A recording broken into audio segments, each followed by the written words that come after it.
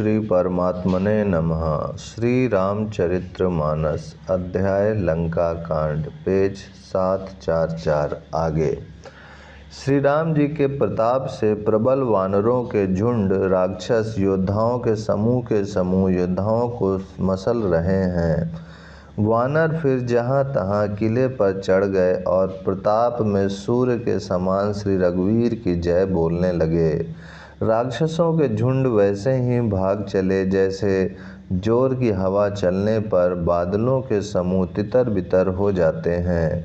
लंका नगरी में बड़ा भारी हाहाकार मच गया। बालक, स्त्रियां और रोगी असमर्थता के कारण रोने लगे। सब मिलकर रावण को गालियां देने लगे कि राज्य करते हुए इसने मृत्यु को बुला लिया। रावण ने जब अपनी सेना का विचलित होना कानों से सुना तब भागते हुए योद्धाओं को लौटकर वह क्रोधित होकर बोला, मैं जिसे रण से पीठ देकर भागा हुआ अपने कानों सुनूंगा उसे स्वयं भयानक दुधारी तलवार से मारूंगा। मेरा सब कुछ खाया, भांति भांति के भोग किए और अब रणभूमि में प्राण प्यारे हो गए। रावण के उग्र कठोर वचन सुनकर सब वीर डर गए और लज्जित होकर क्रोध करके युद्ध के लिए लौट चले। रण में शत्रु के सम्मुख युद्ध करते हुए मरने में ही इस वीर की शोभा है, यह सोचकर तब उन्होंने प्राणों का लोभ छोड़ दिया। बहुत से अस्त्र शस्त्र धारण किए सब वीर ललकार ललकार कर भिड़ने लगे। उन्होंने परिघों और त्रिशूलों से मार मार कर सब ऋक्ष वानरों को व्याकुल कर दिया। शिव जी कहते हैं, वानर भयातुर होकर डर के मारे घबरा कर भागने लगे। यद्यपि हे उमा, आगे चलकर वे ही जीतेंगे। कोई कहता है, अंगद हनुमान कहाँ हैं, बलवान नल नील और द्विविद कहाँ है। हनुमान जी ने जब अपने दल को विकल भयभीत हुआ सुना उस समय वे बलवान पश्चिम द्वार पर थे। वहां उनसे मेघनाद युद्ध कर रहा था। वह द्वार टूटता न था, बड़ी भारी कठिनाई हो रही थी। तब पवन पुत्र हनुमान जी के मन में बड़ा भारी क्रोध हुआ। वे काल के समान योद्धा बड़े जोर से गरजे और कूद कर लंका के किले पर आ गए और पहाड़ लेकर मेघनाद की ओर दौड़े। रथ तोड़ डाला, सारथी को मार गिराया और मेघनाद की छाती में लात मारी। दूसरा सारथी मेघनाद को व्याकुल जानकर उसे रथ में डालकर तुरंत घर ले आया। इधर अंगद ने सुना कि पवन पुत्र हनुमान किले पर अकेले ही गए हैं तो रण में बांके बाली पुत्र वानर के खेल की तरह उछल कर किले पर चढ़ गए। युद्ध में शत्रुओं के विरुद्ध दोनों वानर क्रुद्ध हो गए। हृदय में श्री राम जी के प्रताप का स्मरण करके दोनों दौड़कर रावण के महल पर जा चढ़े और कौशल राज श्री राम जी की दुहाई बोलने लगे। उन्होंने कलश सहित महल को पकड़कर ढहा दिया। यह देखकर राक्षस राज रावण डर गया। सब स्त्रियां हाथों से छाती पीटने लगीं और कहने लगी, अब की बार दो उत्पाती वानर एक साथ आ गए। वानर लीला करके घुड़की देकर दोनों उनको डराते हैं और श्री रामचंद्र जी का सुंदर यश सुनाते हैं। फिर सोने के खंभों को हाथों से पकड़कर उन्होंने परस्पर कहा कि अब उत्पात आरंभ किया जाए। वे गरजकर शत्रु की सेना के बीच में कूद पड़े और अपने भारी भुजबल से उसका मर्दन करने लगे। किसी की लात से और किसी की थप्पड़ से खबर लेते हैं और कहते हैं कि तुम श्री रामचंद्र जी को नहीं बचते, उसका यह फल लो। एक को दूसरे से रगड़कर मसल डालते हैं और सिरों को तोड़कर फेंकते हैं। वे सिर जाकर रावण के सामने गिरते हैं और ऐसे फूटते हैं मानो दही के कूड़े फूट रहे हों। जिन बड़े बड़े मुखियों प्रधान सेनापतियों को पकड़ पाते हैं उनके पैर पकड़कर उन्हें प्रभु के पास फेंक देते हैं। विभीषण जी उनके नाम बतलाते हैं और श्री राम जी उन्हें भी अपना धाम परम पद दे देते हैं। ब्राह्मणों का मांस खाने वाले वे नरभोजी दुष्ट राक्षस भी वह परम गति पाते हैं जिसकी योगी भी वह याचना किया करते हैं, परंतु सहज में नहीं पाते। शिव जी कहते हैं, हे उमा, श्री राम जी बड़े ही कोमल हृदय और करुणा की खान हैं। वे सोचते हैं कि राक्षस मुझे वैर भाव से ही सही स्मरण तो करते ही हैं।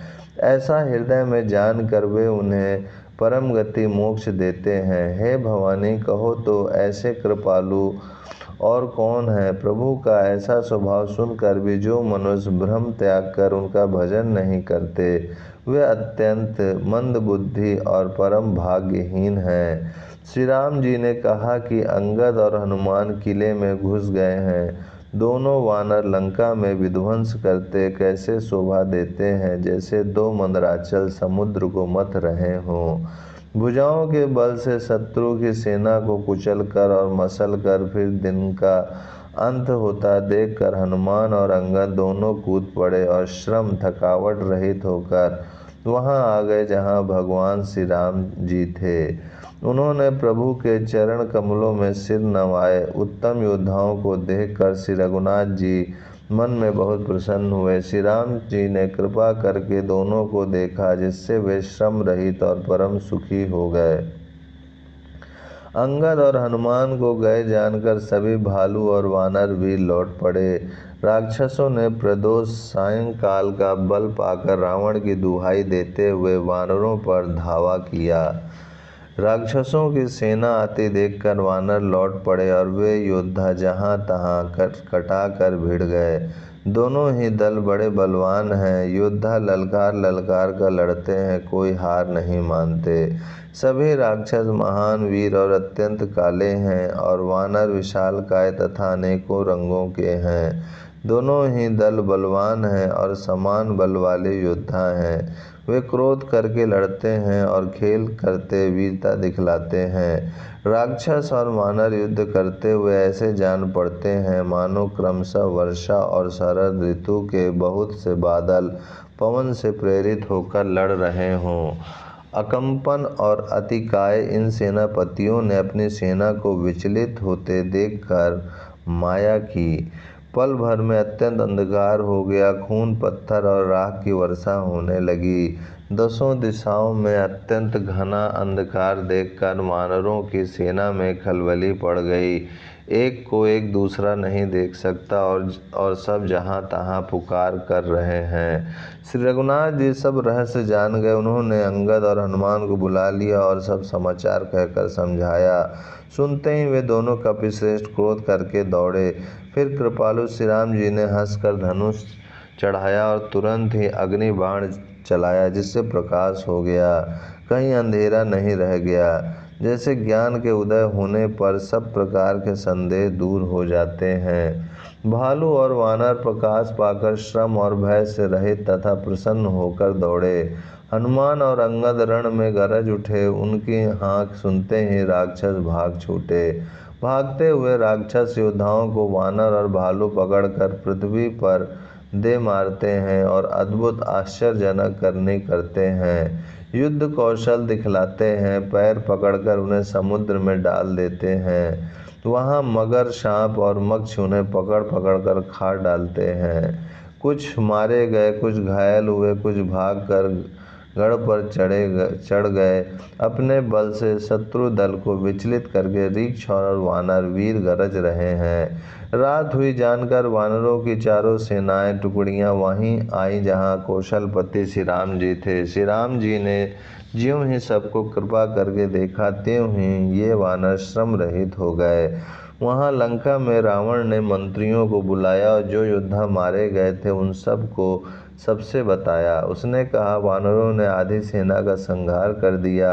अब शीघ्र बताओ क्या विचार उपाय करना चाहिए। माल्यवंत नाम का एक अत्यंत बूढ़ा राक्षस था। वह रावण की माता का पिता अर्थात उसका नाना और श्रेष्ठ मंत्री था। वह अत्यंत पवित्र नीति के वचन बोला, हे तात, कुछ मेरी सीख भी सुनो। जब से तुम सीता को हर लाए हो तब से इतने अपशकुन हो रहे हैं कि जो वर्णन नहीं किए जा सकते। वेद पुराणों ने जिनका यश गाया है, उन श्री राम से विमुख होकर किसी ने सुख नहीं पाया। भाई हिरण्यकशिपु सहित हिरण्याक्ष को और बलवान मधुकैटभ को भी जिन्होंने मारा था, वे ही कृपा के समुद्र भगवान राम रूप से अवतरित हुए हैं। ओम शांति शांति शांति। ओम श्री परमात्मने नमः। श्री रामचरितमानस अध्याय लंका कांड पेज 750 आगे। जो काल स्वरूप हैं, दुष्टों के समूह रूपी वन के भस्म करने वाले अग्नि हैं, गुणों के धाम और ज्ञान घन हैं, एवं शिव जी और ब्रह्मा जी भी जिनका सेवा करते हैं, उनसे वैर कैसा। अतः वैर छोड़कर उन्हें जानकी जी को दे दो और कृपा निधान परम स्नेही श्री राम जी का भजन करो। रावण को उसके वचन बाण के समान लगे। वह बोला, अरे अभागे, मुंह काला करके यहाँ से निकल जा। तू बूढ़ा हो गया, नहीं तो तुझे मार ही डालता। अब मेरी आंखों को अपना मुंह न दिखला। रावण के ये वचन सुनकर उसने माल्यवान ने अपने मन में ऐसा अनुमान किया कि इसे कृपा निधान श्री राम जी अब मारना ही चाहते हैं। वह रावण को दुर्वचन कहता हुआ उठकर चला गया। तब मेघनाद क्रोधपूर्वक बोला, सवेरे मेरी करामात देखना, मैं बहुत कुछ करूँगा। थोड़ा क्या कहूँ, जो कुछ वर्णन करूँगा थोड़ा ही होगा। पुत्र के वचन सुनकर रावण को भरोसा आ गया। उसने प्रेम के साथ उसे गोद में बैठा लिया। विचार करते करते ही सवेरा हो गया। वानर फिर चारों दरवाजों पर जा लगे। वानरों ने क्रोध करके दुर्गम किले को घेर लिया। नगर में बहुत ही कोलाहल शोर मच गया। राक्षस बहुत तरह के अस्त्र शस्त्र धारण करके दौड़े और उन्होंने किले पर से पहाड़ों की शिखर ढहाए। उन्होंने पर्वतों के करोड़ों शिखर ढहाए। अनेक प्रकार से गोले चलने लगे। वे गोले ऐसे गहराते हैं जैसे वज्रपात हुआ हो, बिजली की गिरी हो, और योद्धा ऐसे गरजते हैं मानो प्रलय काल के बादल हों। विकट वानर योद्धा भिड़ते हैं, कट जाते हैं, घायल हो जाते हैं, उनके शरीर जर्जर चलनी हो जाते हैं, तब भी वे लटते नहीं, हिम्मत नहीं हारते। वे पहाड़ उठाकर उसे किले पर फेंकते हैं। राक्षस जहाँ के तहाँ जो जहाँ होते हैं वहीं मारे जाते हैं। मेघनाद ने कानों से ऐसा सुना कि वानरों ने आकर फिर किले को घेर लिया है। तब वह वीर किले से उतरा और डंका बजाकर उनके सामने चला। मेघनाद ने पुकार कर कहा, समस्त लोकों में प्रसिद्ध धनुर्धर कौशलाधीश दोनों भाई कहाँ हैं? नल नील द्विज सुग्रीव और बल की सीमा अंगद और हनुमान कहाँ हैं? भाई से द्रोह करने वाला विभीषण कहाँ है? आज मैं सबको और उस दुष्ट को तो हठ पूर्वक अवश्य ही मारूंगा। ऐसा कहकर उसने धनुष पर कठिन बाणों का संधान किया और अत्यंत क्रोध करके उसे कान तक खींचा। वह बाणों के समूह छोड़ने लगा, मानो बहुत से पंख वाले सांप दौड़े जा रहे हों। जहाँ तहाँ वानर गिरते दिखाई पड़ने लगे। उस समय कोई भी उसके सामने न हो सके। रीछ वानर जहाँ तहाँ भाग चले, सबको युद्ध की इच्छा भूल गई।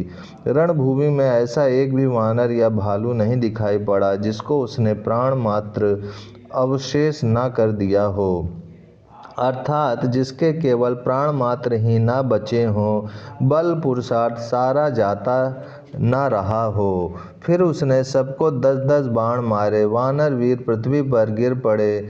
बलवान और धीर मेघनाद सिंह के समान नाद करके गरजने लगा। सारी सेना को बेहाल व्याकुल देखकर पवनसुत हनुमान क्रोध करके ऐसे दौड़े मानो स्वयं काल दौड़ा आता हो। उन्होंने तुरंत एक बड़ा भारी पहाड़ उखाड़ लिया और बड़े ही क्रोध के साथ उसे मेघनाद पर छोड़ा। पहाड़ को आते देखकर वह आकाश में उड़ गया। उसके रथ, सारथी और घोड़े सब नष्ट हो गए, चूर चूर हो गए। हनुमान जी उसे बार बार ललकारते हैं पर वह निकट नहीं आता, क्योंकि वह उनके बल का मर्म जानता था। तब मेघनाद श्री रघुनाथ जी के पास गया और उसने उनके प्रति अनेकों प्रकार के दुर्वचनों का प्रयोग किया। फिर उसने उन पर अस्त्र शस्त्र तथा और सब हथियार चलाए। प्रभु ने खेल में ही सबको काट कर अलग कर दिया। श्री राम जी का प्रताप सामर्थ्य देखकर वह मूर्ख लज्जित हो गया और अनेकों प्रकार की माया करने लगा। जैसे कोई व्यक्ति छोटा सा सांप का बच्चा हाथ में लेकर गरुड़ को डरावे और उससे खेल करे। शिव जी और ब्रह्मा जी तक बड़े छोटे सभी जिनकी अत्यंत बलवान माया के वश में हैं, नीच बुद्धि निशाचर उनको अपनी माया दिखलाता है। आकाश में ऊंचे चढ़कर वह बहुत से अंगारे बरसाने लगा। पृथ्वी से जल की धाराएं प्रकट होने लगी। अनेक प्रकार के पिशाच तथा पिशाचनियां नाच नाच कर मारो काटो की आवाज़ करने लगीं। वह कभी तो विष्ठा, पीप, खून, बाल, हड्डियां बरसाता था और कभी बहुत से पत्थर फेंके देता था। फिर उसने धूल बरसाकर ऐसा अंधेरा कर दिया कि अपना ही पसारा हुआ हाथ नहीं सूझता था। माया देखकर वानर अकुला उठे। वे सोचने लगे कि इस हिसाब से इसी तरह रहा तो सबका मरण आ बना। यह कौतुक देखकर श्री राम जी मुस्कुराए। उन्होंने जान लिया कि सब वानर भयभीत हो गए हैं। तब श्री राम जी ने एक ही बाण से सारी माया काट डाली।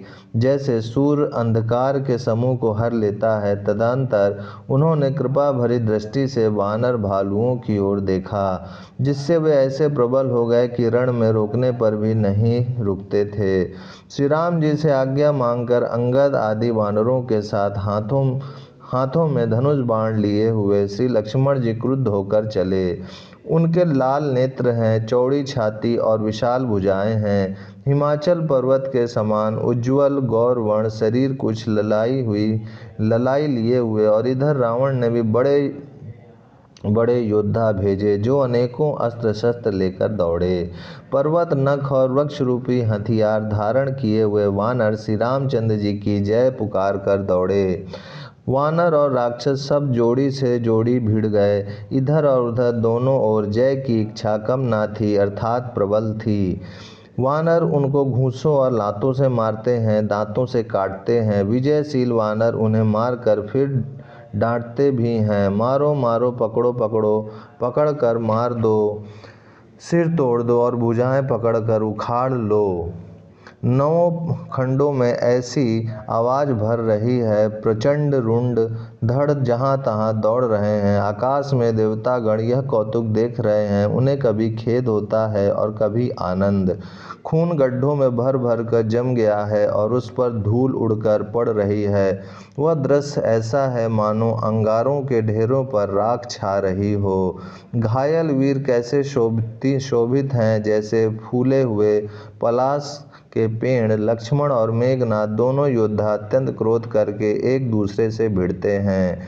एक दूसरे को कोई किसी को जीत नहीं सकता। राक्षस छल बल माया और अनीति अधर्म करता है। तब भगवान अनंत जी लक्ष्मण जी क्रोधित हुए और उन्होंने तुरंत उसके रथ को तोड़ डाला और सारथी को टुकड़े टुकड़े कर दिए। शेष जी लक्ष्मण जी उस पर अनेक प्रकार से प्रहार करने लगे। राक्षस के प्राण मात्र शेष रह गए। रावण पुत्र मेघनाद ने मन में अनुमान किया कि अब तो प्राण संकट आ बना, ये मेरे प्राण हर लेंगे। तब उसने वीर घातनी शक्ति चलाई। वह तेजपूर्ण शक्ति लक्ष्मण जी की छाती में लगी। शक्ति के लगने से उन्हें मूर्छा आ गई। तब मेघनाद भय छोड़कर उनके पास चला गया। मेघनाद के समान 100 करोड़ अगणित योद्धा उन्हें उठा रहे हैं, परंतु जगत के आधार श्री शेष जी लक्ष्मण जी उनसे कैसे उठते। तब वे लजा कर चले गए। शिव जी कहते हैं, हे गिरिजे सुनो, प्रलय काल में जिन शेषनाग के क्रोध की अग्नि 14 भुवनों को तुरंत ही जला डालती है और देवता, मनुष्य तथा समस्त चराचर जीव जिनकी सेवा करते हैं, उनको संग्राम में कौन जीत सकता है। ओम शांति शांति शांति। ओम श्री परमात्मने नमः। श्री रामचरित्र मानस अध्याय लंका कांड, पेज 755 आगे। शिव जी कहते हैं, हे गिरिजे सुनो, प्रलय काल में जिन शेषनाग के क्रोध की अग्नि 14 भुवनों को तुरंत ही जला डालती है और देवता, मनुष्य तथा समस्त चराचर जीव जिनकी सेवा करते हैं, उनको संग्राम में कौन जीत सकता है। इस लीला को वही जान सकता है जिस पर श्री राम जी की कृपा हो। संध्या होने पर दोनों ओर की सेनाएं लौट पड़ीं। सेनापति अपनी अपनी सेनाएं संभालने लगे। व्यापक ब्रह्म अजय संपूर्ण ब्रह्मांड के ईश्वर और करुणा की खान श्री रामचंद्र जी ने पूछा, लक्ष्मण कहाँ है। तब तक हनुमान उन्हें ले आए। छोटे भाई को इस दशा में देखकर प्रभु ने बहुत ही दुख माना। जामवन ने कहा, लंका में सुषेण वैद्य रहता है, उसे ले आने के लिए किसको भेजा जाए। हनुमान जी छोटा रूप धर कर गए और सुषेण को उसके घर समेत तुरंत ही उठा लाए। सुषेण ने आकर श्री रामचंद्र जी के चरणों में प्रणाम किया। उसने पर्वत और औषध का नाम बताया और कहा कि हे पवन पुत्र, औषधि लेने जाओ।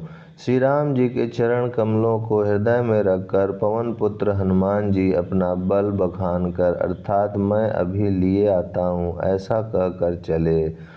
उधर एक गुप्तचर ने रावण को इस रहस्य की खबर दी। तब रावण कालनेमी के घर आया। रावण ने उसको सारा मर्म हाल बतलाया। कालनेमी ने सुना और बार बार सिर पीटा, खेद प्रकट किया।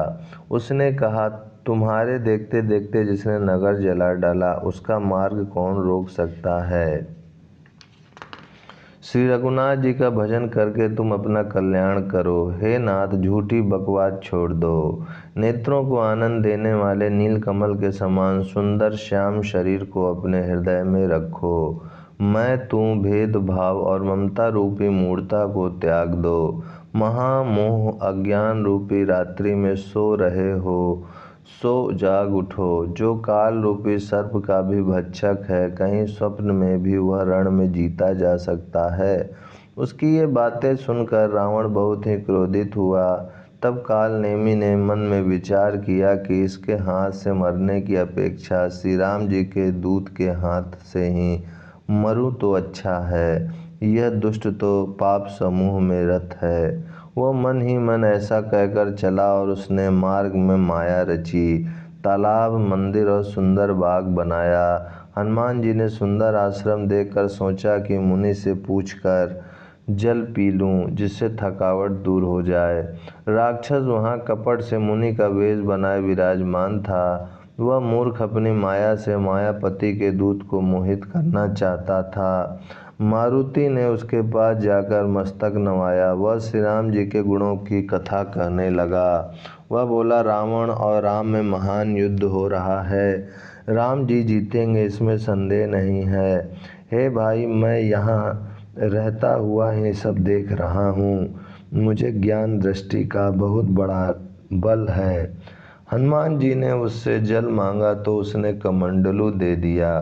हनुमान जी ने कहा, थोड़े जल से मैं तृप्त नहीं होने का। तब वह बोला, तालाब में स्नान करके तुरंत लौट आओ तो मैं तुम्हें दीक्षा दूं, जिससे तुम ज्ञान प्राप्त करो। तालाब में प्रवेश करते ही एक मगरी ने अकुलाकर उसी समय हनुमान जी का पैर पकड़ लिया। हनुमान जी ने उसे मार डाला। तब वह दिव्य देह धारण करके विमान पर चढ़कर आकाश को चली। उसने कहा, हे वानर, मैं तुम्हारे दर्शन से पाप रहित हो गई। हे तात, श्रेष्ठ मुनि का शाप मिट गया। हे कपि, यह मुनि नहीं है, घोर निशाचर है। मेरा वचन सत्य मानो। ऐसा कहकर ज्यों ही वह अप्सरा गई, त्यों ही हनुमान जी निशाचर के पास गए। हनुमान जी ने कहा, हे मुनि, पहले गुरु दक्षिणा ले लीजिए, पीछे आप मुझे मंत्र दीजिएगा। हनुमान जी ने उसके सिर को पूंछ में लपेटकर उसे पछाड़ दिया। मरते समय उसने अपना राक्षसी शरीर प्रकट किया।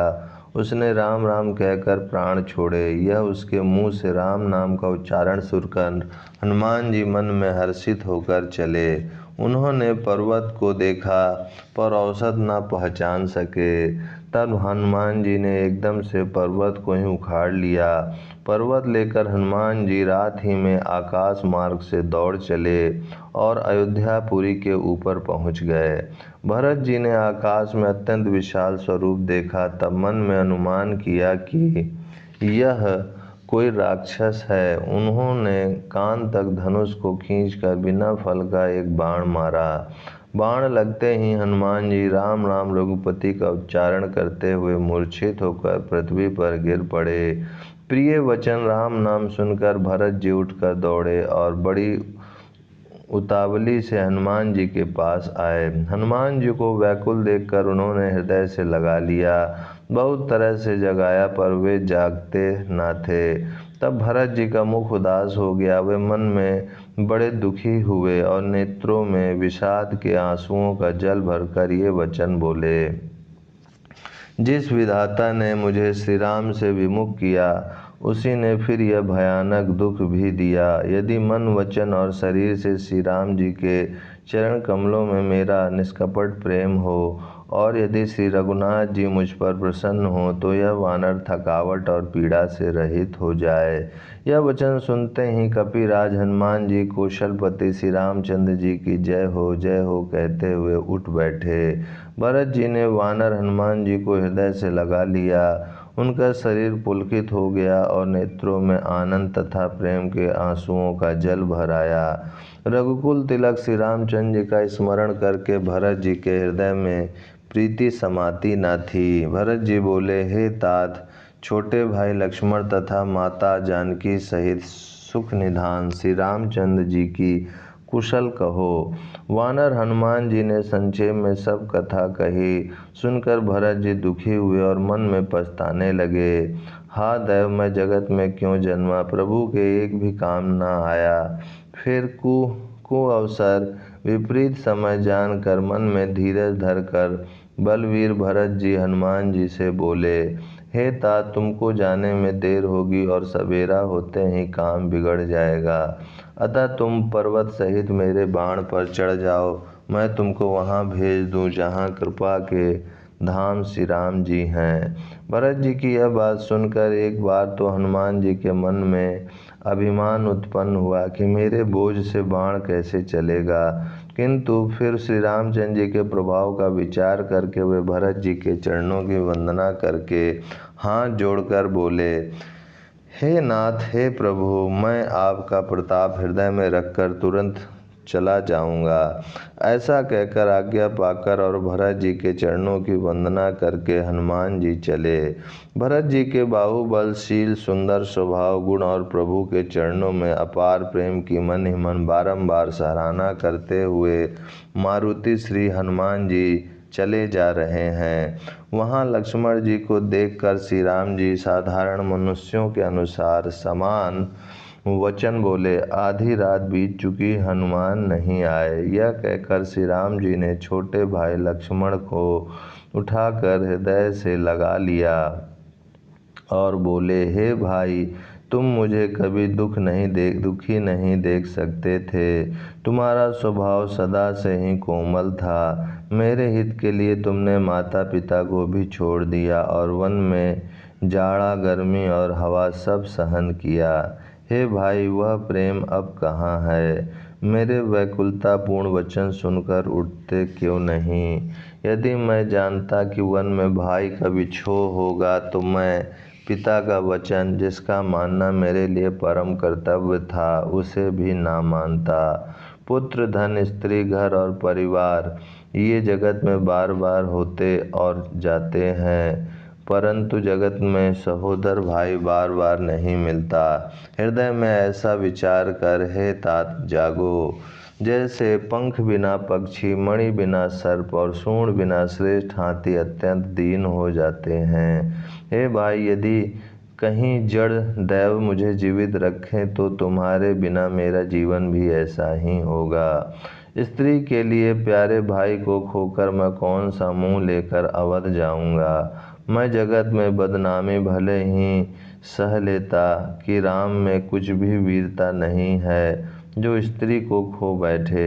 स्त्री की हानि से इस हानि को देखते कोई विशेष क्षति नहीं थी।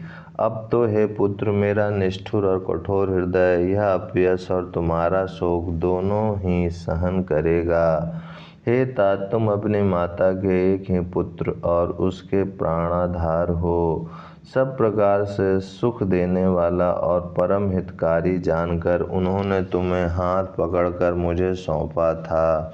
मैं अब जाकर उन्हें क्या उत्तर दूंगा? हे भाई, तुम उठकर मुझे सिखाते समझाते क्यों नहीं? सोच से छुड़ाने वाले श्री राम जी बहुत प्रकार से सोच कर रहे हैं। उनके कमल की पंखुड़ी के समान नेत्रों से विषाद के आंसुओं का जल बह रहा है। शिव जी कहते हैं, हे उमा, श्री रघुनाथ जी एक अद्वितीय और अखंड वियोग रहित हैं। भक्तों पर कृपा करने वाले भगवान ने लीला करके मनुष्य की दशा दिखलाई है। ओम शांति शांति शांति। ओम श्री परमात्मने नमः। श्री रामचरित्र मानस अध्याय लंका कांड पेज 761 आगे। प्रभु के लीला के लिए किए गए प्रलाप को कानों से सुनकर वानरों के समूह व्याकुल हो गए। इतने में ही हनुमान जी आ गए, जैसे करुण रस के प्रसंग में वीर रस का प्रसंग आ गया हो। श्री राम जी हर्षित होकर हनुमान जी से गले लगकर मिले। प्रभु परम सुजान, चतुर और अत्यंत ही कृतज्ञ हैं।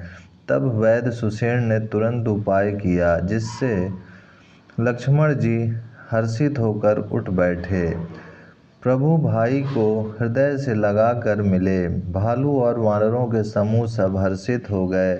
फिर हनुमान जी ने वैद्य को उसी प्रकार वहां पहुंचा दिया जिस प्रकार वे उस बार पहले उसे ले आए थे। यह समाचार जब रावण ने सुना तब उसने अत्यंत विषाद से बार बार सिर पीटा। वह व्याकुल होकर कुंभकर्ण के पास गया और बहुत से उपाय करके उसने उसको जगाया। कुंभकर्ण जगा उठ बैठा। वह कैसा दिखाई देता है, मानो स्वयं काल ही शरीर धारण करके बैठा हो। कुंभकर्ण ने पूछा, हे भाई, कहो तो तुम्हारे मुख सुख क्यों रहे हैं? उस अभिमानी रावण ने उससे जिस प्रकार से वह सीता को हर लाया था, तब से अब तक की सारी कथा कही। फिर कहा, हे तात, वानरों ने सब राक्षस मार डाले, बड़े बड़े योद्धाओं को भी संहार कर डाला। दुर्मुख देव शत्रु, देवांतक, मनुष्य भक्षक, नरांतक, भारी योद्धा, अतिकाय और अकंपन तथा महोदर आदि दूसरे सभी रणधीर वीर रणभूमि में मारे गए। तब रावण ने वचन सुनकर कुंभकर्ण बिलक कर दुखी होकर बोला, अरे मूर्ख, जगत जननी जानकी को हर लाकर अब तू कल्याण चाहता है। हे राक्षसराज, तूने अच्छा नहीं किया। अब आकर मुझे क्या जगाया? हे तात, अब भी अभिमान छोड़कर श्री राम जी को भजो तो कल्याण होगा। हे रावण, जिनके हनुमान सरीखे सेवक हैं, वे श्री रघुनाथ जी क्या मनुष्य हैं। हाय भाई, तूने बुरा किया जो पहले ही आकर मुझे यह हाल नहीं सुनाया। हे स्वामी, तुमने उस परम देवता का विरोध किया जिसके शिव, ब्रह्मा आदि देवता सेवक हैं। नारद मुनि ने मुझे जो ज्ञान कहा था वह मैं तुझसे कहता हूँ, पर अब तो समय जाता रहा। हे भाई, अब तो अंतिम बार अखबार भरकर मुझसे मिल ले, मैं जाकर अपने नेत्र सफल करूँ। तीनों तापों को छुड़ाने वाले श्याम शरीर कमल नेत्र श्री राम जी के जाकर दर्शन करूं। श्री रामचंद्र जी के रूप और गुणों को स्मरण करके वह एक क्षण के लिए प्रेम में मग्न हो गया। फिर रावण ने करोड़ों घड़े मदिरा और अनेकों भैंस मंगवाए। भैंसे खाकर और मदिरा पीकर वह वज्रघात बिजली गिरने के समान गरजा। मद से चूर्ण रण के उत्साह से पूर्ण कुंभकर्ण किला छोड़कर चला, सेना भी साथ नहीं ली। उसे देखकर विभीषण आगे आया और उसके चरणों पर गिरकर अपना नाम सुनाया। छोटे भाई को उठाकर उसने हृदय से लगा लिया और श्री रघुनाथ जी का भक्त जानकर वे उसके मन को प्रिय लगे। विभीषण ने कहा, हे तात, परम हितकर सलाह एवं विचार कहने पर रावण ने मुझे लात मारी। उसी ग्लानि के मारे मैं श्री रघुनाथ जी के पास चला आया। दीन देखकर प्रभु के मन को मैं बहुत प्रिय लगा। कुंभकर्ण ने कहा, हे पुत्र सुन, रावण तो काल के वश हो गया है, उसके सिर पर मृत्यु नाच रही है, वह क्या अब उत्तम शिक्षा मान सकता है? हे विभीषण, तू धन्य है, धन्य है, धन्य है। हे तात, तू राक्षस कुल का भूषण हो गया। हे भाई, तूने अपने कुल को दिव्यमान कर दिया। जो शोभा और सुख के समुद्र श्री राम जी को भजा। मन, वचन और कर्म से कपट छोड़कर रणधीर श्री राम जी का भजन करना। हे भाई, मैं काल मृत्यु के वश हो गया हूँ, मुझे अपना पराया नहीं सूझता, इसलिए अब तुम जाओ। भाई के वचन सुनकर विभीषण लौट गए और वहाँ आए जहाँ त्रिलोकी के भूषण श्री राम जी थे। विभीषण ने कहा, हे नाथ, पर्वत के समान विशाल देह वाला रणधीर कुंभकर्ण आ रहा है। वानरों ने जब कानों से इतना सुना तब वे बलवान किलकिलाकर हर्ष ध्वनि करके दौड़े, वृक्ष और पर्वत उखाड़ कर उठा लिए और क्रोध से दांत खटखटाकर उन्हें उसके ऊपर डालने लगे। ऋक्ष वानर एक एक बार में ही करोड़ों पहाड़ों के शिखरों से उस पर प्रहार करते हैं, परंतु इससे न तो उसका मन ही मुड़ा विचलित हुआ और न शरीर ही टाले टला। जैसे मदार के फलों की मार से हाथी पर कुछ भी असर नहीं होता। तब हनुमान जी ने उसे एक घूंसा मारा, जिससे वह व्याकुल होकर पृथ्वी पर गिर पड़ा और सिर पीटने लगा। फिर उसने उठकर हनुमान जी को मारा, वे चक्कर खाकर तुरंत ही पृथ्वी पर गिर पड़े। फिर उसने नल नील को पृथ्वी पर पछाड़ दिया और दूसरे योद्धाओं को भी जहाँ तहाँ पटक पटक कर डाल दिया। वानर सेना भाग चली, सब अत्यंत भयभीत हो गए, कोई सामने नहीं आता। सुग्रीव समेत अंगद आदि वानरों को मूर्छित करके फिर वह अपरिमित बल की सीमा कुंभकर्ण वानर राज सुग्रीव को कांख में दाब कर चला। शिव जी कहते हैं, हे उमा, श्री रघुनाथ जी वैसे ही न लीला कर रहे हैं जैसे गरुड़ सर्पों के समूह में मिलकर खेलता हो, जो भवों के इशारे मात्र से बिना परिश्रम के काल को भी खा जाता है।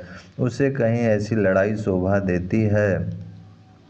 भगवान इसके द्वारा जगत को पवित्र करने वाली वह कीर्ति फैलाएंगे, जिसे गा गा कर मनुष्य भव सागर से तर जाएंगे। मूर्छा जाती रही, तब मारुति हनुमान जी जागे और फिर वे सुग्रीव को खोजने लगे।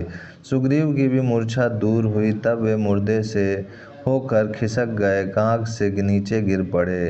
कुंभकर्ण ने उनको मृतक जाना। उन्होंने कुंभकर्ण के नाक कान दांतों से काट लिए और फिर गरज कर आकाश की ओर चले। तब कुंभकर्ण ने जाना, उसने सुग्रीव का पैर पकड़कर उनको पृथ्वी पर पछाड़ दिया। फिर सुग्रीव ने बड़ी फुर्ती से उठकर उसको मारा और तब बलवान सुग्रीव प्रभु के पास आए और बोले, कृपा निधान प्रभु की जय हो, जय हो, जय हो। नाक कान काटे गए ऐसा मन में जानकर बड़ी ग्लानि हुई और वह क्रोध करके लौटा। एक तो वह स्वभाव आकृति से ही भयंकर था और फिर बिना नाक कान का होने से और भी भयानक हो गया। उसे देखते ही वानरों की सेना में भय उत्पन्न हो गया।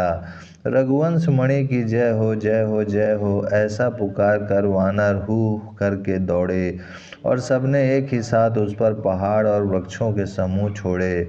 रण के उत्साह में कुंभकर्ण विरुद्ध होकर उनके सामने ऐसा चला मानो क्रोधित होकर काल ही आ रहा हो। वह करोड़ों करोड़ों वानरों को एक साथ पकड़ पकड़ कर खाने लगा। वे उसके मुंह में इस तरह घुसने लगे मानो पर्वत की गुफा में टिड्डियां समा रही हों। करोड़ों वानरों को पकड़कर उसने शरीर से मसल डाला, करोड़ों को हाथों से मलकर पृथ्वी की धूलि में मिला दिया। पेट में गए हुए भालू और वानरों के ठट उसके मुख, नाक और कानों की राह से निकल निकल कर भाग रहे हैं। रण के मध्य में मत राक्षस कुंभकर्ण इस प्रकार गर्वित हुआ मानो विधाता ने उसको सारा विश्व अर्पण कर दिया हो और उसे वह ग्रास कर जाएगा। सब योद्धा भाग खड़े हुए, वे लौटाए भी नहीं लौटते, आँखों से उन्हें सूझ नहीं पड़ता और पुकारने से सुनते नहीं। कुंभकर्ण ने वानर सेना को तितर बितर कर दिया। यह सुनकर राक्षस सेना भी दौड़ी। श्री रामचंद्र जी ने देखा कि अपनी सेना व्याकुल है और शत्रु की नाना प्रकार की सेना आ गई है। तब कमल नयन श्री राम जी बोले, हे सुग्रीव, हे विभीषण और हे लक्ष्मण, सुनो, तुम सेना को संभालना, मैं इस दुष्ट के बल और सेना को देखता हूँ। हाथ में शांग्र धनुष और कमर में तरकस सजकर श्री रघुनाथ जी की शत्रु सेना को दलन करने चले। प्रभु ने पहले तो धनुष का टंकार किया, जिसकी भयानक आवाज से सुनते ही शत्रु दल बहरा हो गए। ओम शांति शांति शांति। ओम श्री परमात्मने नमः। श्री रामचरित्र मानस अध्याय लंका कांड, पेज 766 आगे। फिर सत्य प्रतिज्ञा श्री राम जी ने 1,00,000 बाण छोड़े। वे ऐसे चले मानो पंख वाले काल सर्प चले हों। जहाँ तहाँ बहुत से बाण चले, जिनसे भयंकर राक्षस योद्धा कटने लगे। उनके चरण, छाती, सिर और भुजदंड कट रहे हैं। बहुत से वीरों के 100-100 टुकड़े हो जाते हैं। घायल चक्कर खा खाकर पृथ्वी पर पड़ रहे हैं। उत्तम योद्धा फिर संभल कर उठते और लड़ते हैं। बाण लगते ही वे मेघ की तरह गरजते हैं। बहुत से तो कठिन बाण को देखकर ही भाग जाते हैं। बिना मुंड सिर के प्रचंड रुंड धड़ दौड़ रहे हैं और पकड़ो पकड़ो, मारो मारो का शब्द करते हुए गा चिल्ला रहे हैं। प्रभु के बाणों ने क्षण मात्र में भयानक राक्षसों को काट कर रख दिया। फिर वे सब बाण लौटकर श्री रघुनाथ जी के तरकस में घुस गए। कुंभकर्ण ने मन में विचार कर देखा कि श्री राम जी ने क्षण मात्र में राक्षसी सेना का संहार कर डाला। तब वह महाबली वीर अत्यंत क्रोधित हुआ और उसने गंभीर सिंहनाद किया। वह क्रोध करके पर्वत उखाड़ लेता है और जहाँ भारी भारी वानर योद्धा होते हैं वहाँ डाल देता है। बड़े बड़े पर्वतों को आते देखकर प्रभु ने उनको बाणों से काट कर धूल के समान चूर चूर कर डाला। फिर श्री रघुनाथ जी ने क्रोध करके धनुष को तान कर बहुत से अत्यंत भयानक बाण छोड़े।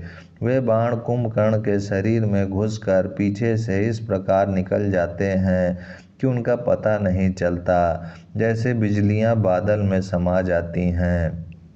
उसके काले शरीर से रुधिर बहता हुआ ऐसा शोभा देता है मानो काजल के पर्वत से गेरू के पनाले बह रहे हों। उसे व्याकुल देखकर रीक्ष वानर दौड़े। वे ज्यों ही निकट आए त्यों ही वह हंसा और बड़ा घोर शब्द करके गरजा तथा करोड़ों करोड़ों वानरों को पकड़कर वह गजराज की तरह उन्हें पृथ्वी पर पटकने लगा और रावण की दुहाई देने लगा। यह देखकर रीक्ष वानरों के झुंड कैसे भागे जैसे भेड़ियों को देखकर भेड़ों के झुंड। शिव जी कहते हैं, हे भवानी, वानर भालू व्याकुल होकर आर्तवाणी से पुकारते हुए भाग चले। वे कहने लगे, यह राक्षस दुर्बक्षी के समान है जो अब वानर कुल रूपी देश में पड़ना चाहता है। हे कृपा रूपी जल के धारण करने वाले मेघ रूप श्री राम, हे कर के शत्रु, हे शरणागत के दुख हरने वाले, रक्षा कीजिए, रक्षा कीजिए। करुणा भरे वचन सुनते ही भगवान धनुष बाण सुधार कर चले। महाबलशाली श्री रामचंद्र जी ने सेना को अपने पीछे कर लिया और वे अकेले क्रोधपूर्वक चले आगे बढ़े। उन्होंने धनुष को खींचकर 100 बाण संधान किए। बाण छूटे और उसके शरीर में समा गए।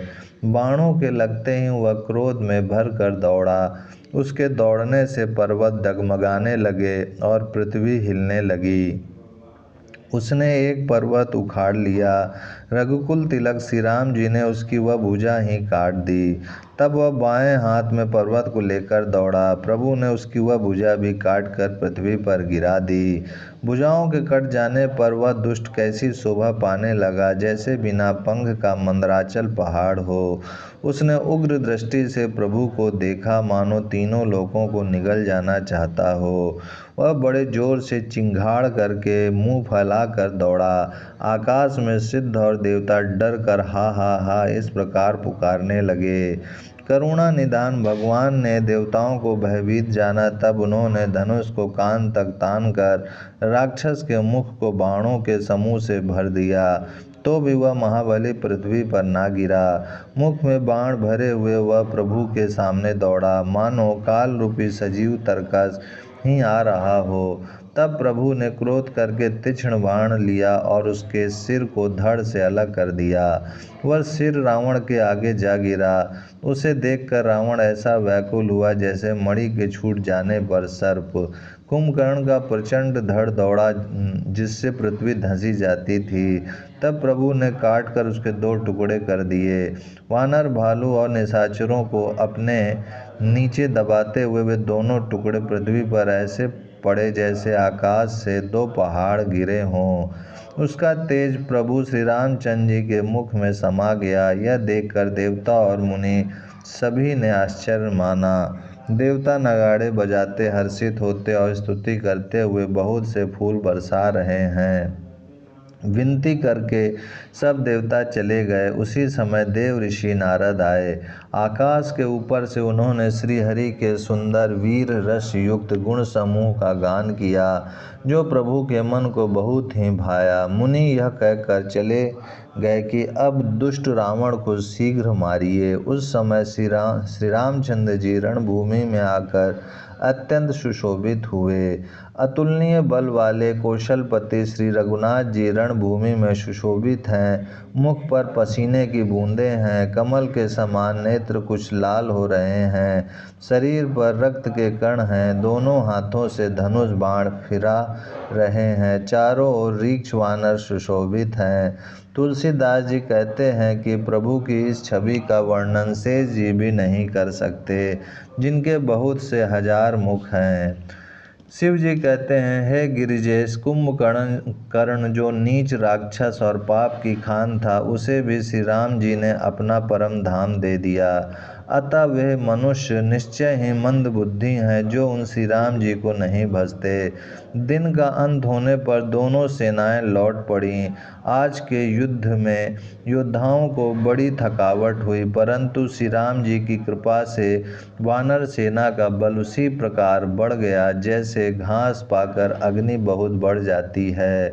उधर राक्षस दिन रात इस प्रकार घटते जा रहे हैं, जिस प्रकार अपने ही मुख से कहने पर पुण्य घट जाते हैं। रावण बहुत विलाप कर रहा है, बार बार भाई कुंभकर्ण का सिर कलेजे से लगाता है। स्त्रियां उसके बड़े भारी तेज और बल को बखान करके हाथों से छाती पीट पीट कर रो रही हैं। उसी समय मेघनाथ आया और उसने बहुत सी कथाएं कहकर पिता को समझाया और कहा, कल मेरा पुरुषार्थ देखिएगा, अभी बहुत बड़ाई क्या करूं। हे तात, मैंने अपने इष्ट देव से जो बल और रथ पाया था, वह बल और रथ अब तक आपको नहीं दिखलाया था। इस प्रकार डींग मारते हुए सवेरा हो गया। लंका के चारों दरवाजों पर बहुत से वानर आ डटे। इधर काल के समान वीर वानर भालू हैं और उधर अत्यंत रणधीर राक्षस। दोनों ओर के योद्धा अपनी अपनी जय के लिए लड़ रहे हैं। हे गरुण, उनके युद्ध का वर्णन नहीं किया जा सकता। मेघनाथ उसी पूर्वोक्त मायामय रथ पर चढ़कर आकाश में चला गया और अट्ठासा करके गरजा, जिससे वानरों की सेना में भय छा गया। वह शक्ति शूल, तलवार, कृपाण आदि अस्त्र शस्त्र एवं वज्र आदि बहुत से आयुध चलाने तथा फरसे, परीक, पत्थर आदि डालने और बहुत से बाणों की वृष्टि करने लगा।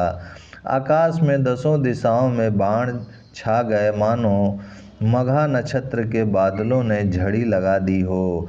पकड़ो पकड़ो मारो, ये शब्द कानों से सुनाई पड़ते हैं, पर जो मार रहा है उसे कोई नहीं जान पाता। पर्वत और वृक्षों को लेकर वानर आकाश में दौड़कर जाते हैं, पर उसे देख नहीं पाते। इससे दुखी होकर लौट आते हैं। मेघनाद ने माया के बल से अटपटी घाटियों, रास्तों और पर्वत कंदराओं को बाणों के पिंजरे बना दिए, बाणों से छा दिया। अब कहाँ जाएं, यह सोचकर रास्ता न पाकर वानर व्याकुल हो गए, मानो पर्वत इंद्र की कैद में पड़े हों। मेघनाद ने मारुति, हनुमान, अंगद, नल, नील आदि सभी बलवानों को व्याकुल कर दिया। फिर उसने लक्ष्मण जी, सुग्रीव और विभीषण को बाणों से मारकर उनके शरीर को छलनी कर दिया। फिर वह श्री रघुनाथ जी से लड़ने लगा। वह जो बाण छोड़ता है वे सांप होकर लगते हैं। जो स्वतंत्र, अनंत, एक अखंड और निर्विकार हैं, वे खर के शत्रु श्री राम जी लीला से नागपाश के वश में हो गए, उसे बंधे गए। श्री रामचंद्र जी सदा स्वतंत्र, एक अद्वितीय भगवान हैं। वे नट की तरह अनेकों प्रकार की दिखावटी चरित्र करते हैं। ओम शांति शांति शांति। ओम श्री परमात्मने नमः। श्री रामचरितमानस अध्याय लंका कांड, पेज 771 आगे। जो स्वतंत्र, अनंत, एक, अखंड और निर्विकार हैं, वे खर के शत्रु श्री राम जी लीला से नागपाश के वश में हो गए, उससे बंध गए। श्री रामचंद्र जी सदा स्वतंत्र, एक अद्वितीय भगवान हैं। वे नट की तरह अनेकों प्रकार के दिखावटी चरित्र करते हैं।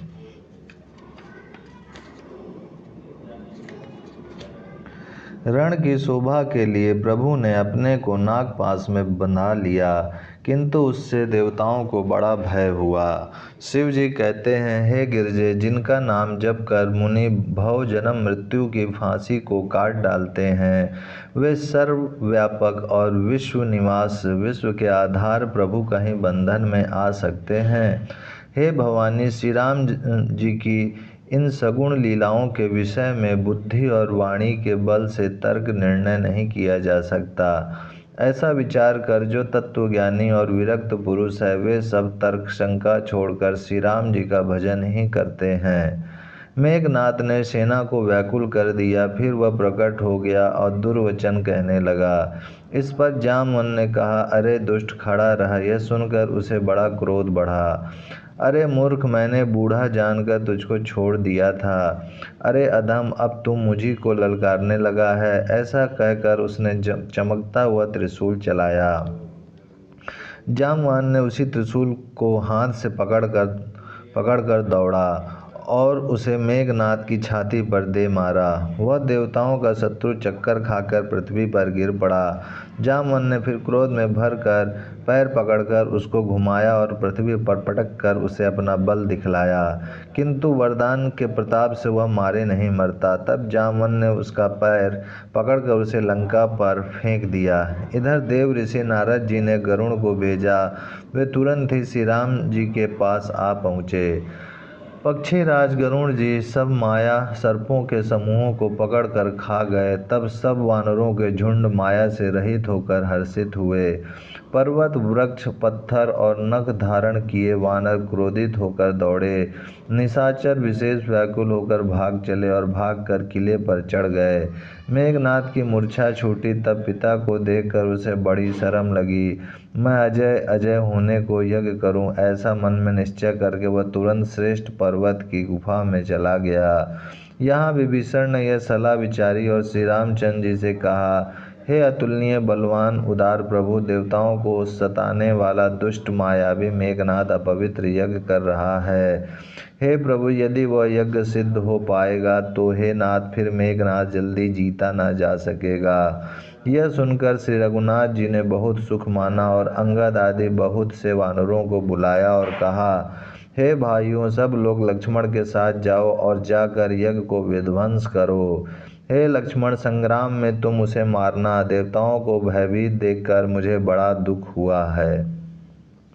हे भाई सुनो, उसको ऐसे बल और बुद्धि के उपाय से मारना जिससे निशाचर का नाश हो। हे जामवान, सुग्रीव और विभीषण, तुम तीनों जने सेना समेत इनके साथ रहना। इस प्रकार जब श्री रघुवीर ने आज्ञा दी, तब कमर में तरकस कसकर और धनुष सजाकर चढ़ाकर रणधीर श्री लक्ष्मण जी प्रभु के प्रताप को हृदय में धारण करके मेघ के समान गंभीर वाणी बोले, यदि मैं आज उसे बिना मारे आऊँ तो श्री रघुनाथ जी का सेवक ना कहलाऊँ। यदि सैकड़ों शंकर भी उसकी सहायता करें तो भी श्री रघुवीर की दुहाई है, आज मैं उसे मार ही डालूंगा। श्री रघुनाथ जी के चरणों में सिर नवाकर शेषावतार श्री लक्ष्मण जी तुरंत चले। उनके साथ अंगद, नील, मयंद, नल और हनुमान आदि उत्तम योद्धा थे। वानरों ने जाकर देखा कि वह बैठा हुआ खून और भैंसे की आहुति दे रहा है। वानरों ने सब यज्ञ विध्वंस कर दिया। फिर भी जब वह नहीं उठा तब वे उसकी प्रशंसा करने लगे। इतने पर भी वह ना उठा, तब उन्होंने जाकर उसके बाल पकड़े और लातों से मार मार कर वे भाग चले। वह त्रिशूल लेकर दौड़ा, तब वानर भागे और वहां आ गए जहां आगे लक्ष्मण जी खड़े थे। वह अत्यंत क्रोध का मारा हुआ आया और बार बार भयंकर शब्द करके गरजने लगा। मारुति, हनुमान और अंगद क्रोध करके दौड़े। उसने छाती में त्रिशूल मारकर दोनों को धरती पर गिरा दिया। फिर उसने प्रभु श्री लक्ष्मण जी पर प्रचंड त्रिशूल छोड़ा। अनंत श्री लक्ष्मण जी ने बाण मारकर उसके दो टुकड़े कर दिए। हनुमान जी और युवराज अंगद फिर उठकर क्रोध करके उसे मारने लगे, पर उसे चोट न लगी। शत्रु मेघनाद मारे नहीं मरता, यह देखकर जब वीर लौटे तब वह घोर चिंगाड़ करके दौड़ा। उसे क्रुद्ध काल की तरह आता देखकर लक्ष्मण जी ने भयानक बाण छोड़े। वज्र के समान बाणों को आते देखकर वह दुष्ट तुरंत अंतर ध्यान हो गया और फिर भांति भांति के रूप धारण करके युद्ध करने लगा। वह कभी प्रकट होता था और कभी छिप जाता था। शत्रु को पराजित न होता देखकर माना डरे। तब सर्पराज शेष जी लक्ष्मण जी बहुत ही क्रोधित हुए। लक्ष्मण जी ने मन में यह विचार दृढ़ किया कि इस पापी को मैं बहुत खेला चुका, अब और अधिक खिलाना अच्छा नहीं, अब तो इसे समाप्त ही कर देना चाहिए। कौशलपति श्री राम जी के प्रताप का स्मरण करके लक्ष्मण जी ने वीरोचित दर्प करके बाण का संधान किया। बाण छोड़ते ही उसकी छाती के बीच में लगा। मरते समय उसने सब कपट त्याग दिया। राम के छोटे भाई लक्ष्मण कहाँ हैं, राम कहाँ हैं, ऐसा कहकर उसने प्राण छोड़ दिए। अंगद और हनुमान कहने लगे, तेरी माता धन्य है जो तू लक्ष्मण जी के हाथों मरा और मरते समय श्री राम लक्ष्मण को स्मरण करके तूने उनके नामों का उच्चारण किया। हनुमान जी ने उसको बिना ही परिश्रम के उठा लिया और लंका के दरवाजे पर रख कर वे लौट आए। उसका मरना सुनकर देवता और गंधर्व आदि सब विमानों पर चढ़कर आकाश में आए। वे फूल बरसाकर नगाड़े बजाते हैं और श्री रघुनाथ जी का निर्मल यश गाते हैं। हे अनंत आपकी जय हो, हे जगत आधार आपकी जय हो, हे प्रभु आपने सब देवताओं का महान विपत्ति से उद्धार किया। देवता और सिद्ध स्तुति करके चले गए। तब लक्ष्मण जी कृपा के समुद्र श्री राम जी के पास आए। रावण ने ज्यों ही पुत्र वध का समाचार सुना त्यों ही वह मूर्छित होकर पृथ्वी पर गिर पड़ा। मंदोदरी छाती पीट पीट कर और बहुत प्रकार से पुकार कर बड़ा भारी विलाप करने लगी। नगर के सब लोग शोक से व्याकुल हो गए। सभी रावण को नीच कहने लगे। तब रावण ने सब स्त्रियों को अनेकों प्रकार से समझाया कि समस्त जगत का यह दृश्य रूप नाशवान है, हृदय में विचार कर देखो। रावण ने उनको ज्ञान का उपदेश दिया। वह स्वयं तो नीच है पर उसकी कथा बातें शुभ और पवित्र हैं। दूसरों को उपदेश देने में तो बहुत लोग निपुण होते हैं, पर ऐसे लोग अधिक नहीं हैं जो उपदेश के अनुसार आचरण भी करते हैं। रात बीत गई, सवेरा हुआ। ऋक्ष वानर फिर चारों दरवाजों पर जा डटे। योद्धाओं को बुलाकर दशमुख रावण ने कहा, लड़ाई में शत्रु के सम्मुख जिसका मन डामाडोल हो, अच्छा है वो अभी भाग जाए। युद्ध में जाकर विमुख होने भागने में भलाई नहीं है। मैंने अपनी भुजाओं के बल पर वैर बढ़ाया है। जो शत्रु चढ़ आया है उसको मैं अपने ही उत्तर दे लूँगा। ऐसा कहकर उसने पवन के समान तेज चलने वाला रथ सजाया। सारे लड़ाई के बाजे बजने लगे। सब अतुलनीय बलवान वीर ऐसे चले मानो काजल की आंधी चली हो। उस समय असंख्य अशकुन होने लगे, पर अपनी भुजाओं के बल का बड़ा गर्व होने से रावण उन्हें गिनता नहीं है। अत्यंत गर्व के कारण वह शकुन अशकुन का विचार नहीं करता। हथियार हाथों से गिर रहे हैं, योद्धा रथ से गिर पड़ते हैं, घोड़े हाथी साथ छोड़कर चिंगाड़ते हुए भाग जाते हैं। सियार गिद्ध कौवे और गधे शब्द कर रहे हैं, बहुत अधिक कुत्ते बोल रहे हैं। उल्लू ऐसे अत्यंत भयानक शब्द कर रहे हैं मानो काल के दूत हों, मृत्यु का संदेश सुना रहे हों। जो जीवों के द्रोह में रत है, मोह के वश हो रहा है, राम विमुख है और कामासक्त है, उसको क्या कभी स्वप्न में भी संपत्ति, शुभ शकुन और चित्त की शांति हो सकती है। राक्षसों की अपार सेना चली, चतुरांगिणी सेना की बहुत सी टुकड़ियां हैं, अनेकों प्रकार के वाहन रथ और सवारियां हैं तथा बहुत से रंगों की अनेकों पताकाएं और ध्वजाएं हैं। मतवाले हाथियों के बहुत से झुंड चले मानो पवन से प्रेरित हुए वर्षा ऋतु के बादल हों। रंग बिरंगे बाना धारण करने वाले वीरों के समूह हैं जो युद्ध में बड़े शूरवीर हैं और बहुत प्रकार की माया जानते हैं। ओम शांति शांति शांति। ओम श्री परमात्मने नमः। श्री रामचरितमानस अध्याय लंका कांड, पेज 778 आगे। अत्यंत विचित्र फौज शोभित है, मानो वीर वसंत ने सेना सजाई हो। सेना के चलने से दिशाओं के हाथी डिगने लगे, समुद्र क्षुभित हो गए और पर्वत डगमगाने लगे। इतनी धूल उड़ी कि सूर्य छिप गए। फिर सहसा पवन रुक गया और पृथ्वी अकुला उठी। ढोल और नगाड़े भीषण ध्वनि से बज रहे हैं, जैसे प्रलय काल के बादल गरज रहे हों। फेरी नफीरी तुरही और सहनाई में योद्धाओं को सुख देने वाला मारू राग बज रहा है। सब वीर सिंह नाद करते हैं और अपने अपने बल पौरुष का बखान कर रहे हैं। रावण ने कहा, हे उत्तम योद्धाओं, सुनो, तुम ऋक्ष वानरों के तट को मसल डालो और ये मैं दोनों राजकुमार भाइयों को मारूंगा। ऐसा कहकर उसने अपनी सेना सामने चलाई। जब सब वानरों ने यह खबर पाई तो वे श्री रघुवीर की दुहाई देते हुए दौड़े। वे विशाल और काल के समान कराल वानर भालू दौड़े मानो पंख वाले पर्वतों के समूह उड़ रहे हों। वे अनेक वनों के हैं, नख दांत पर्वत और बड़े बड़े वृक्ष ही उनके हथियार हैं। वे बड़े बलवान हैं और किसी का भी डर नहीं मानते। रावण रूपी मतवाले हाथी के लिए सिंह रूप श्री राम जी का जय जयकार करके वे उनके सुंदर यश का बखान करते हैं। दोनों ओर के योद्धा जय जयकार करके अपनी अपनी जोड़ी जान चुनकर इधर श्री रघुनाथ जी का और उधर रावण का बखान करके परस्पर भिड़ गए। रावण को रथ पर और श्री रघुवीर को बिना रथ के देखकर विभीषण अधीर हो गए। प्रेम अधिक होने से उनके मन में संदेह हो गया कि वे बिना रथ के रावण को कैसे जीत सकेंगे। श्री राम जी के चरणों की वंदना करके वे स्नेहपूर्वक कहने लगे, हे नाथ, आपके ना रथ है, ना तन की रक्षा करने वाला कवच है और ना जूते ही हैं। वह बलवान वीर रावण किस प्रकार जीता जाएगा। कृपा निधान श्री राम जी ने कहा, हे सखे सुनो, जिससे जय होती है वह रथ दूसरा ही है। शौर्य और धैर्य उस रथ के पहिए हैं। सत्य और शील सदाचार उसकी मजबूत ध्वजा और पताका है। बल विवेक दम इंद्रियों को वश में होना और परोपकार ये चार उसके घोड़े हैं, जो क्षमा दया और समता रूपी डोरी से रथ में जोड़े हुए हैं। ईश्वर का भजन ही उस रथ को चलाने वाला चतुर सारथी है। वैराग ढाल है और संतोष तलवार है। दान फरसा है, बुद्धि प्रचंड शक्ति है। श्रेष्ठ विज्ञान कठिन धनुष है।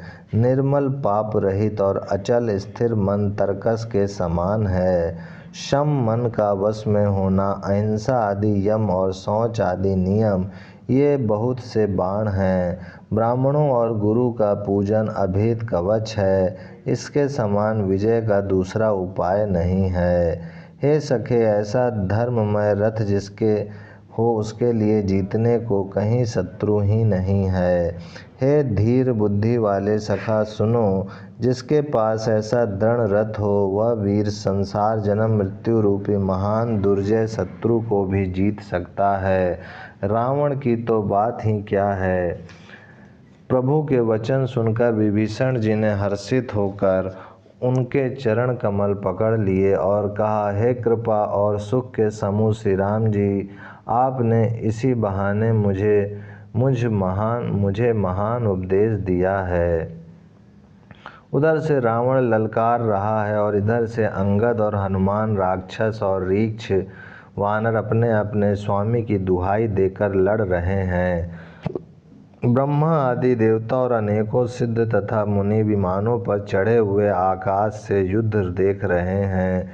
शिव जी कहते हैं, हे उमा, मैं भी उस समाज में था और श्री राम जी के रण उत्सव की लीला देख रहा था। दोनों ओर के योद्धा रण रस में मतवाले हो रहे हैं। वानरों को श्री राम जी का बल है, इससे वे जयशील हैं, जीत रहे हैं। एक दूसरे से भिड़ते और ललकारते हैं और एक दूसरे को मसल कर पृथ्वी पर डाल देते हैं। वे मारते काटते पकड़ते और पछाड़ देते हैं और सिर तोड़कर उन्हीं सिरों से दूसरों को मारते हैं। पेट फाड़ते हैं, भुजाएं उखाड़ते हैं और योद्धाओं को पैर पकड़कर पृथ्वी पर पटक देते हैं। राक्षस योद्धाओं को भालू पृथ्वी में गाड़ देते हैं और ऊपर से बहुत सी बालू डाल देते हैं। युद्ध में शत्रुओं से विरुद्ध हुए वीर वानर ऐसे दिखाई पड़ते हैं मानो बहुत से क्रोधित काल हों। क्रोधित हुए काल के समान वे वानर खून बहते हुए शरीरों से शोभित हो रहे हैं। वे बलवान वीर राक्षसों की सेना के योद्धाओं को मसलते और मेघ की तरह गरजते हैं। डांट कर चपेटों से मारते, दांतों से काट कर लातों से पीस डालते हैं।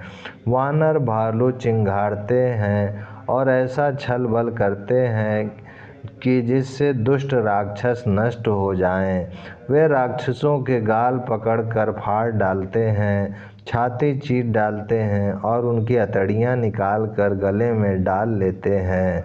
वे वानर ऐसे देख पड़ते हैं मानो प्रहलाद के स्वामी श्री नरसिंह भगवान अनेकों शरीर धारण करके युद्ध के मैदान में क्रीड़ा कर रहे हों।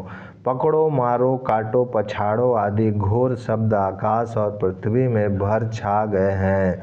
श्री रामचंद्र जी की जय हो, जो सचमुच तृण से वज्र और वज्र से तृण कर देते हैं, निर्बल को सबल और सबल को निर्बल कर देते हैं। अपनी सेना को विचलित होते हुए देखा, तब 20 भुजाओं में 10 धनुष लेकर रावण रथ पर चढ़कर गर्व करके लौटो लौटो कहता हुआ चला। रावण अत्यंत क्रोधित होकर दौड़ा। वानर हुंकार करते हुए लड़ने के लिए उसके सामने चले। उन्होंने हाथों में वृक्ष पत्थर और पहाड़ लेकर रावण पर एक ही साथ डाले।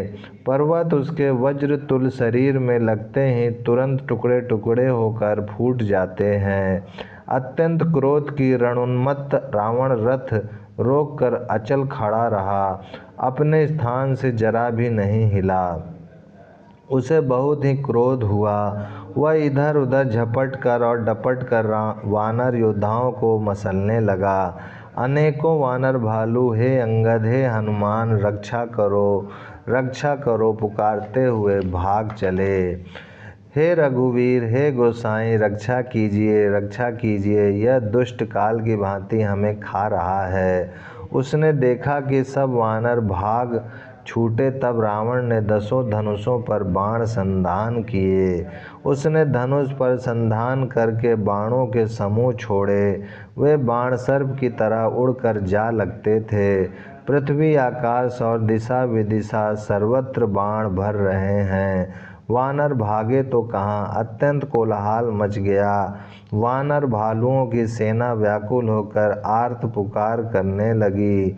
हे रघुवीर हे करुणा सागर हे पीड़ितों के बंधु, हे सेवकों की रक्षा करके उनके दुख हरने वाले हरि।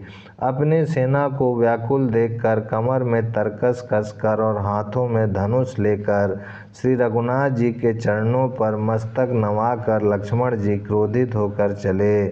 लक्ष्मण जी ने पास जाकर कहा, अरे दुष्ट वानर भालुओं को क्या मार रहा है? मुझे देख, मैं तेरा काल हूँ। रावण ने कहा, अरे मेरे पुत्र के घातक, मैं तुझी को ढूंढ रहा था। आज तुझे मारकर अपनी छाती ठंडी करूँगा। ऐसा कहकर उसने प्रचंड बाण छोड़े। लक्ष्मण जी ने सबके सैकड़ों टुकड़े कर डाले। रावण ने करोड़ों अस्त्र शस्त्र चलाए। लक्ष्मण जी ने उनको तिल के बराबर करके काट कर हटा दिया। फिर अपने बाणों से उस पर प्रहार किया और उसके रथ को तोड़कर सारथी को मार डाला। रावण के 10 मस्तकों में 100 बाण मारे। वे सिरों में ऐसे बैठ गए मानो पहाड़ के शिखरों में सर्प प्रवेश कर रहे हों। फिर 100 बाण उसकी छाती में मारे। वह पृथ्वी पर गिर पड़ा, उसे कुछ भी होश न रहा। फिर मूर्छा छूटने पर वह प्रबल रावण उठा और उसने वह शक्ति चलाई जो ब्रह्मा जी ने उसे दी थी। ओम शांति शांति शांति।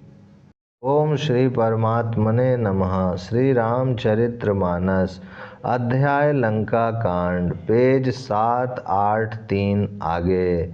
फिर 100 बाण उसकी छाती में लक्ष्मण जी ने मारे। वह पृथ्वी पर गिर पड़ा, उसे कुछ भी होश न रहा। फिर मूर्छा छूटने पर वह प्रबल रावण उठा और उसने वह शक्ति चलाई जो ब्रह्मा जी ने उसे दी थी। वह ब्रह्मा की दी हुई प्रचंड शक्ति लक्ष्मण जी की ठीक छाती में लगी। वीर लक्ष्मण जी व्याकुल होकर गिर पड़े।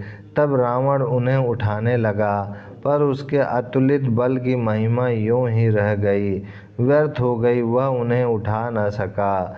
जिनके एक ही सिर पर ब्रह्मांड रूपी भवन धूल के एक कण के समान विराजता है, उन्हें मूर्ख रावण उठाना चाहता है। वह तीनों भुवनों के स्वामी लक्ष्मण जी को नहीं जानता। यह देखकर पवन पुत्र हनुमान जी कठोर वचन बोलते हुए दौड़े। हनुमान जी के आते ही रावण ने उन पर अत्यंत भयंकर घूंसे का प्रहार किया। हनुमान जी घुटने टेक कर रह गए, पृथ्वी पर गिरे नहीं और फिर क्रोध से भरे हुए संभल कर उठे।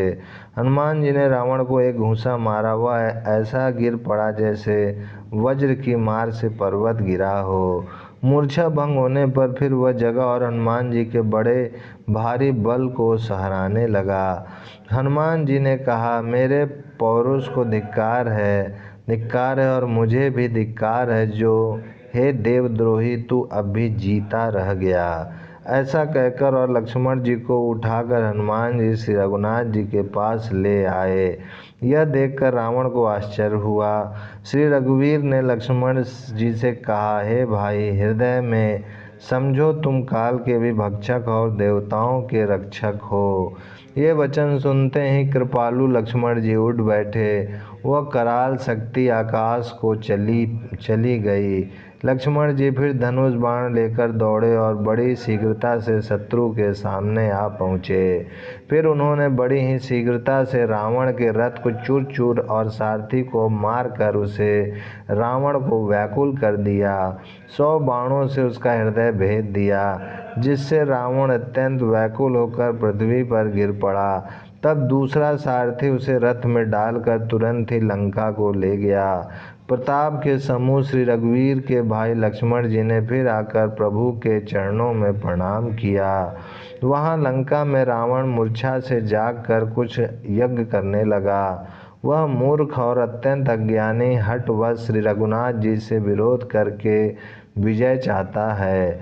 यहाँ विभीषण जी ने सब खबर पाई और तुरंत जाकर श्री रघुनाथ जी को कह सुनाई कि हे नाथ, रावण एक यज्ञ कर रहा है। उसके सिद्ध होने पर वह अभागा सहज ही नहीं मरेगा। हे नाथ, तुरंत वानर योद्धाओं को भेजिए जो यज्ञ का विध्वंस करें, जिससे रावण युद्ध में आवे। प्रातः काल होते ही प्रभु ने वीर योद्धाओं को भेजा। हनुमान और अंगद आदि सब प्रधान वीर दौड़े। वानर खेल से ही कूद कर लंका पर जा चढ़े और निर्भय रावण के महल में जा घुसे। ज्यों ही उसको यज्ञ करते देखा, त्यों ही सब वानरों को बहुत क्रोध हुआ। उन्होंने कहा, अरे वो निर्लज रणभूमि से घर भाग आया और यहाँ आकर बगुले का सा ध्यान लगाकर बैठा है। ऐसा कहकर अंगद ने लात मारी, पर उसने इनकी ओर देखा भी नहीं। उस दुष्ट का मन स्वार्थ में अनुरक्त था। जब उसने नहीं देखा तब वानर क्रोध करके उसे दांतों से पकड़कर काटने और लातों से मारने लगे। स्त्रियों को बाल पकड़कर घर से बाहर घसीट लाए। वे अत्यंत ही दीन होकर पुकारने लगीं। तब रावण काल के समान क्रोधित होकर उठा और वानरों को पैर पकड़कर पटकने लगा। इसी बीच में वानरों ने यज्ञ विध्वंस कर डाला। यह देखकर वह मन में हारने लगा, निराश होने लगा। यज्ञ विध्वंस करके सब चतुर वानर रघुनाथ जी के पास आ गए। तब रावण जीने की आशा छोड़कर क्रोधित होकर चला। चलते समय अत्यंत भयंकर अमंगल अपशकुन होने लगे। गिद्ध उड़ उड़कर उसके सिरों पर बैठने लगे, किंतु वह काल के वश था, इससे किसी भी अपशकुन को नहीं मानता था।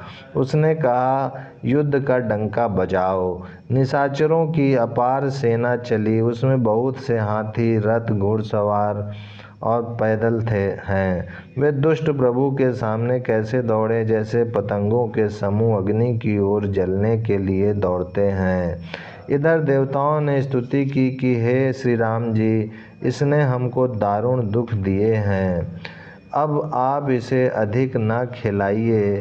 जानकी जी बहुत ही दुखी हो रही हैं। देवताओं के वचन सुनकर प्रभु मुस्कुराए। फिर श्री रघुवीर ने उठकर बाण सुधारे। मस्तक पर जटाओं के जूड़े को कस कर बांधे हुए हैं। उसके बीच बीच में पुष्प गुथे हुए सुशोभित हो रहे हैं। लाल नेत्र और मेघ के समान श्याम शरीर वाले और संपूर्ण लोकों के नेत्रों को आनंद देने वाले हैं। प्रभु ने कमर में फेंटा तथा तरकस कस लिया और हाथ में कठोर सांग्र धनुष ले लिया। प्रभु ने हाथ में सांग्र धनुष लेकर कमर में बाणों की खान अच्छे सुंदर तरकस कस लिया। उनके भुजदंड पुष्ट हैं और मनोहर चौड़ी छाती पर ब्राह्मण भृगु जी के चरण का चिन्ह शोभित है। तुलसीदास जी कहते हैं, ज्यों ही प्रभु धनुष बाण हाथ में लेकर फिराने लगे, त्यों ही ब्रह्मांड, दिशाओं के हाथी, कच्छप, शेष जी, पृथ्वी, समुद्र और पर्वत सभी डगमगा उठे। भगवान की शोभा देखकर देवता हर्षित होकर फूलों की अपार वर्षा करने लगे और शोभा, शक्ति और गुणों के धाम, करुणा निधान प्रभु की जय हो, जय हो, जय हो ऐसा पुकारने लगे।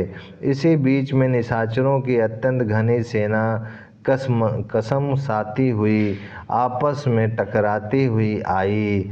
उसे देखकर वानर योद्धा इस प्रकार उसके सामने चले जैसे प्रलय काल के बादलों के समूह हों।